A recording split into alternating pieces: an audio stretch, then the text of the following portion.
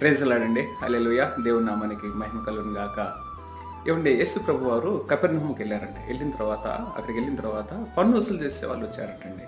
వసూలు చేస్తే మీ ప్రభువారు యేసు ప్రభువారు పన్ను ఇస్తాడా ఇవ్వడని చెప్పేసి మాట్లాడితే, ఏమండి పన్ను వసూలు చేసేది ఎవరి దగ్గర అంటే అన్యజనుల యొద్ద, అంటే ప్రజల దగ్గర, భూ ప్రజల దగ్గర అండి. అయితే భూ ప్రజల దగ్గర వసూలు చేస్తున్నారు కానీ దేవుని కుమారులు స్వతంత్రులే అని చెప్పేసి లేఖనాలు తెలియజేస్తా ఉన్నాయి. అయినను కానీ ఏమండి, యేసు ప్రభు వారు పేతురుని పిలిచి, మనం కూడా పన్ను ఇవ్వటం మంచిదే, ఎప్పటికైనా మేలే.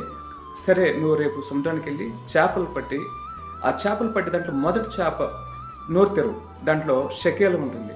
ఆ షకేలం కనుక తీసుకొచ్చి ఈ పన్నుల వారికి ఇచ్చేస్తే, పన్ను కట్టే వారికి కనుక ఇచ్చేస్తే మనకి ఇబ్బంది ఉండదు, ఎప్పుడు ఆటంకం ఉండదు అని చెప్పేసి పేతురు గారికి తెలియజేస్తే, పేతురు వారు పట్టి ఆ పన్ను అక్కడున్న అధికారులు, కపెర్నహూములో ఉన్న అధికారులకు కట్టినట్లుగా లేఖనాలు తెలియజేస్తా ఉండే. దేవుడు మనకి మహిమ కలుగును గాక. అంటే దేవుని